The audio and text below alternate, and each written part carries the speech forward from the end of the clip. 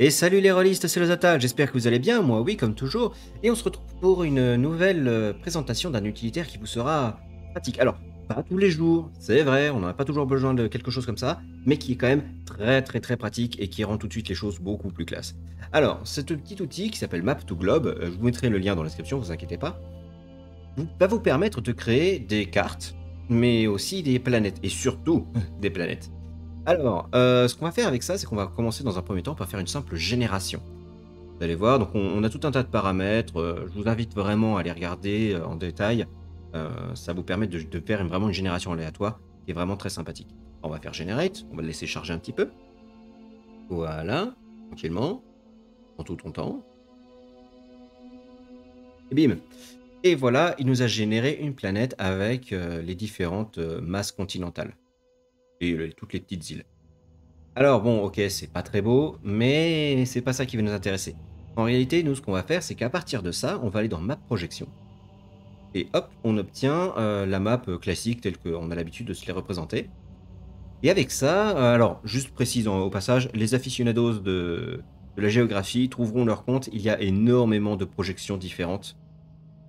Franchement, vous avez de quoi vous faire plaisir. Mais en tout cas, avec cette map rectangulaire, vous allez pouvoir en faire un petit screen, récupérer ça, le mettre dans votre utilitaire de création de map préférée, et ensuite recopier du coup les différentes masses de terre, et ensuite pouvoir retravailler tout ça, rendre les choses plus détaillées, positionner un peu mieux les montagnes, positionner mieux les forêts, etc. etc. Bref, faire en sorte que votre map pop un peu plus.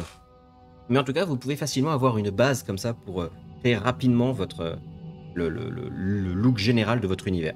Enfin, de votre monde en tout cas. Mais on ne fait pas que ça avec cet utilitaire. Oh non. En fait, si on revient donc hop, dans la vue 3D, on a pu générer une planète. Mais si vous avez déjà une carte, si vous avez déjà une map que vous voulez utiliser, pas de souci, vous allez dans Images. Là, vous pouvez mettre donc choisissez la surface. Alors Night et Map, moi personnellement, je m'en sers pas des masses. Vous pouvez faire des petits tests avec, mais globalement, ça vous permet d'avoir la map de jour et de nuit. Bon, moi, je vais pas jusque là. Surface, ça me va très bien. Vous choisissez le fichier qui vous va bien. Moi, j'utilise une carte que j'avais faite pour Runray, un jeu de rôle et un univers que je suis en train de créer. Si vous voulez en savoir plus, d'ailleurs, n'hésitez pas à m'en parler dans les commentaires. Je regarderai. J'essaierai de voir si je peux vous faire, si ça vous tente, des vidéos sur le sujet. Ensuite, j'aime bien aussi mettre un petit background avec des étoiles. Pourquoi? Bah, vous allez voir pourquoi. Boum, ça rend tout de suite vachement mieux, on est d'accord. Le fait d'avoir les étoiles, ça rend vraiment le côté réaliste de la chose. Bon, l'image est pas hyper réaliste, mais on s'en fout, c'est pas grave. Mais en tout cas, regardez, tout de suite, le monde fait tout de suite beaucoup plus vivant, beaucoup plus réaliste, c'est beaucoup plus sympa. Alors, on peut encore faire d'autres choses avec cet utilitaire. Ne vous inquiétez pas, ça ne s'arrête pas que là. Ouh là non. On va pouvoir aller dans Animation, choisir dans quel sens on veut faire tourner la planète, et créer un GIF. Alors voilà, alors on va pas jusqu'au bout, hein, parce que sinon ça peut être potentiellement être long. En fait, ce qu'il va vous faire, c'est qu'il va vous faire donc tourner la planète, vous avez vu, et générer un GIF qui fait à peu près 100 mégas. Alors vous inquiétez pas s'il fait 100 mégas, si vous voulez le mettre sur un site par exemple, il existe tout un tas d'utilitaires sur internet très facile à trouver. Je pourrais vous mettre quelques liens dans la description d'ailleurs, qui vont vous permettre de rogner vraiment votre map et aussi d'en réduire la résolution, ce qui va vous permettre du coup de pouvoir en réduire la taille jusqu'à à peu près. Moi j'étais descendu à 1 méga, mais j'avais fait quelque chose de très petit qui me servait en fait d'icône cliquable sur un site internet. Du coup voilà, vous pouvez choisir votre orientation. Et une fois que vous avez votre GIF, si vous voulez le partager au plus grand nombre et que vous n'avez pas de site internet, bah, c'est pas compliqué.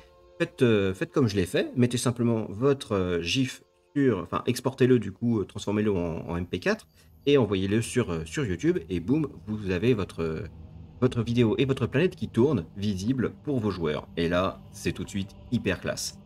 Bon, eh bien, nous avons fait le tour du site. C'était pas très gros, c'était pas très long, mais en même temps, ça valait quand même largement le coup, je pense. Du coup, si ça vous a plu, n'hésitez pas à mettre un petit pouce en l'air, ça me fera plaisir. Et n'hésitez pas non plus à me mettre en commentaire d'autres sites que vous connaissez, qui pourraient être utiles pour les MJ ou même les joueurs, hein, il n'y a pas de raison. Et à me dire aussi ce que vous en pensez. Et si vous voulez que je parle un peu plus de Runray. Si vous avez l'occasion, n'hésitez pas à partager la vidéo, ça peut être utile pour d'autres. Et je vous dis à la prochaine, salut salut!